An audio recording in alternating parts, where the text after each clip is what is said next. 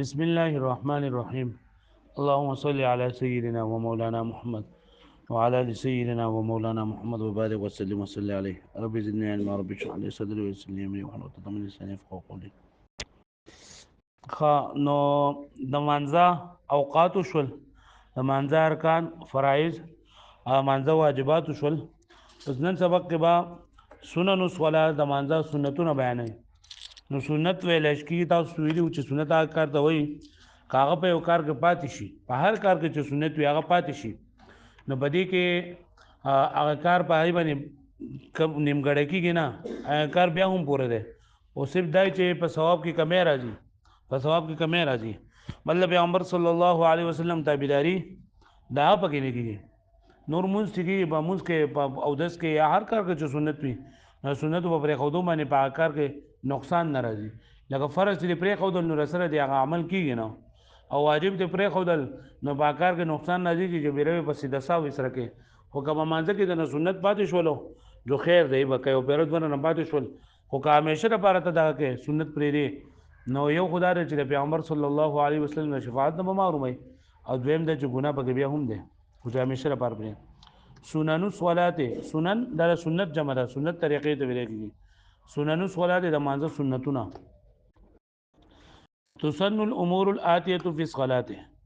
په مانځه کې راتلونکي کارونه سنت کړل شي دي ينبغي العمل بها چې مناسب دی عمل پاغي سره پکار دی عمل پاغي سره ولی لتكون الصلاه كامله یو دا چې منځ کامل شي دویم وتبقا لقول النبي عليه الصلاه والسلام او بل چې د نبی صلی الله علیه وسلم د قول مطابق شي چې پیغمبر سلام فرمایلی صلوا كما رايتموني اصلي چې تاسو مونږ کوي لکه څنګه چې تاسو لیدنه مې په مونږ کولو باندې مطلب دا چې څنګه زمونږ کومه نو په دغه طریقه باندې تاسو مونږ کوي نو دغه طریقه په سنتو کې په احادیثو کې څنګه بیان کړل شوی دا او په پیغمبر علیه الصلاه والسلام په کوم طریقې سره مونږ کړل په دغه طریقې سره مونږ کول دغه ته سنت ویل کېږي په سنتو کې نمبر 1 ان يقوم عند التحريمه مستويا من غير ان يطأ رأسه د تکبیر تحریمه په وخت کې نه غوډریدل سرخ کا تکول نه چې لکه ته تکبیر تحریمه وې نو سر به بالکل نیک وي الله اکبر دې باندې چې الله اکبر سر به اوچته نه یا باز کسان به را سر دې برکې دې الله اکبر انداز هم نه بکا او قبلې ته به مکړې بالکل نیک او لاسونه به وګون دی وسه نیک به بالکل الله اکبر پوه شو به باندې نو نمبر 1 دی اي يقوم عند التحريمه ودریدل د تکبیر تحریمه په وخت کې مستويا برابر نیک من غیر ان يطأ رأسه بغیر د خطا کولو د سرنا يطأ معنا خطا کول بغیر د سر د خطا کولو نمبر 2 ان يرفع يديه قبل التحريمه حذاء الاذنين چې تکبیر تحریمه وایو نو لاسونه د غوګونو د پوسکو پورې وړل دا چې د سنت دي غوګونه پوسګي دي دوی دی په برابرې باندې اوس تاسو ان شاء الله بیا وای چې امام مالک رحم الله او پدې ځای باندې لاس تخته باید بګی دي څه کوي او زمنګ نه امام سے مسله سنت دادي چې دا لاسونه د قټي کوتي نه دي دا بری غوګونه پوسګي سره برابر کې نو بدري وانه دي سنت باندې عمل شي نو دا تکبیر دلانی ویلې غوګونه برابر کې الله اکبر لا سنو واخره نه اي يرفع يديه قبل التحريمه وجتول د دوانو لاسونو مخکې د تحریمینا حذاء الاذنين دا غوګونو په برابرېږي حذاء برابرې ته ویل نمبر 2 نمبر 3 ان يكون باطن الكفين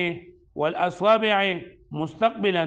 نحو القبلة حال رفع اليدين وې کله چې موږ لاسونو چتاو نو د موږ د لاسونو د باطن دا دنه طرف او ګوتې دا ټول قبله طرف ته وي مطلب اندې سی وي باندې بګې دې سی کوي دسه الله اکبر باز پکې دي چې کوي دسه بم نه کوي پوه شئ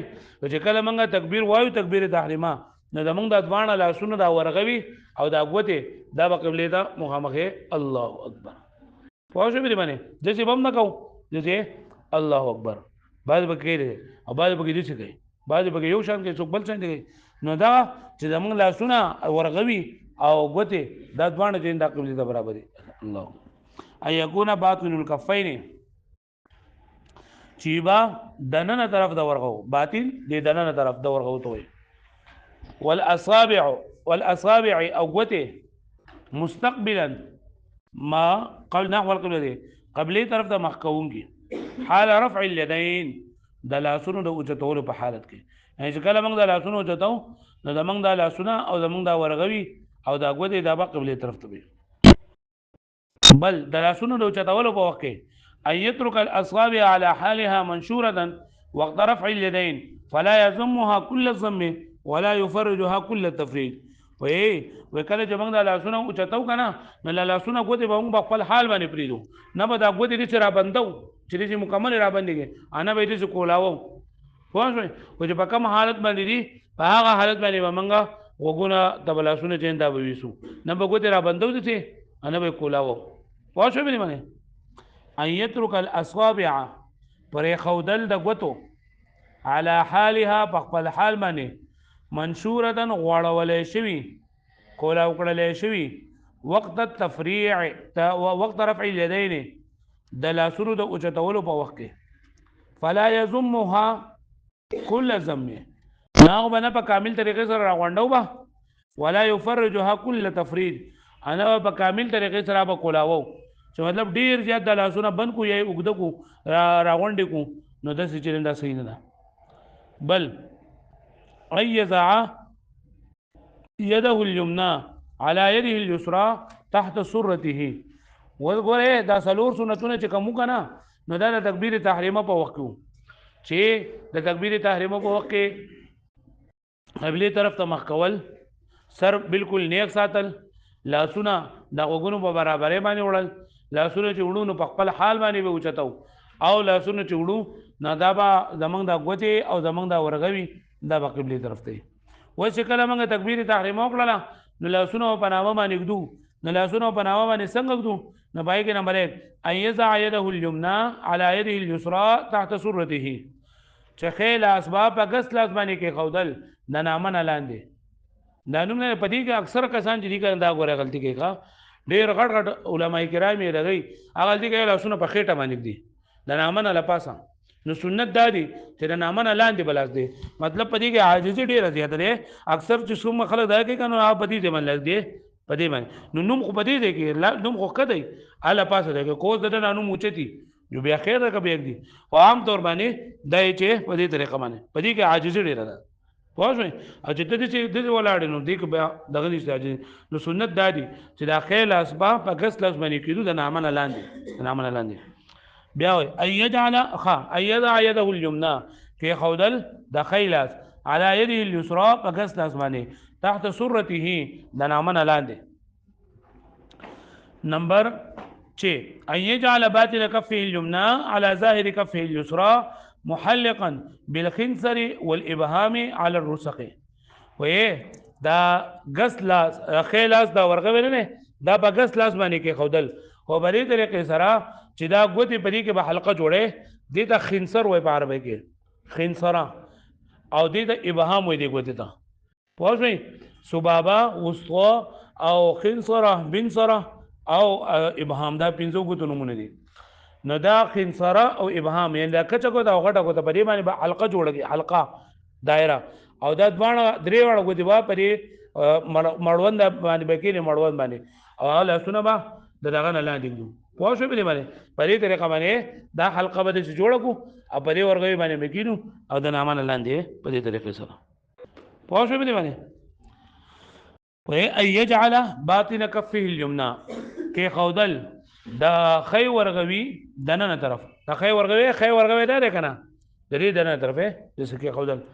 على ظاهر كفه اليسرى با د غس لاس پرې ورغوي باندې لپاسه باندې د غس لاس لپاس